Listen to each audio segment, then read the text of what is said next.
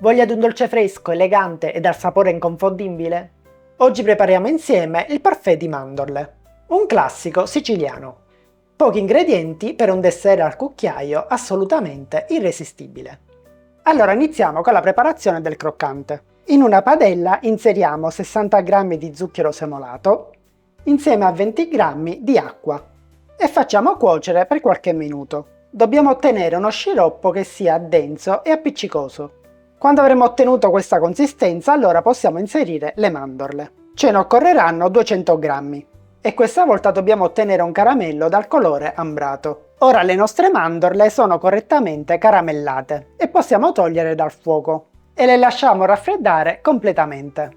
Una volta raffreddate le mandorle le inseriamo all'interno di un mixer. Una volta frullate le metteremo da parte, ma ne lasceremo all'interno del mixer un paio di cucchiai, che continueremo a frullare finemente, fino ad ottenere una pasta, che renderà il nostro parfait super saporito.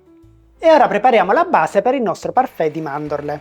Quindi in una ciotola montiamo 3 e ora non ci resta che pastorizzare le uova, quindi andiamo a preparare lo sciroppo.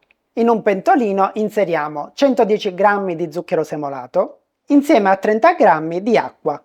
Lo sciroppo dovrà raggiungere i 120 gradi. Una volta raggiunto i 120 gradi inseriremo lo sciroppo a filo all'interno delle uova, continuando a lavorare il composto con le fruste.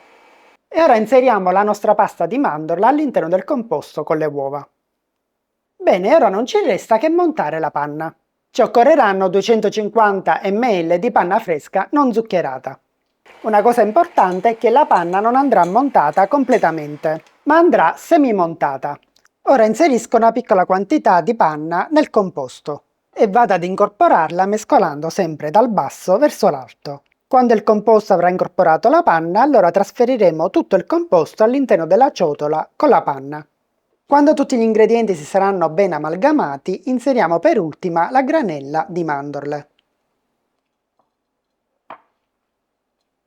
Con queste dosi vi verranno 6 monoporzioni di questa dimensione. E adesso siamo pronti per metterle in freezer, dove dovranno restare almeno 6 ore. Nel frattempo noi prepariamo la glassa al cioccolato fondente. Quindi in un pentolino inseriamo 100 g di cioccolato fondente insieme a 2 cucchiai di latte.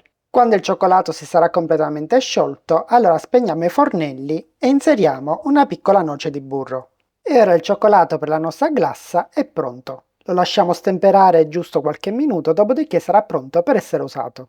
E adesso il nostro parfait di mandorle è pronto per essere gustato.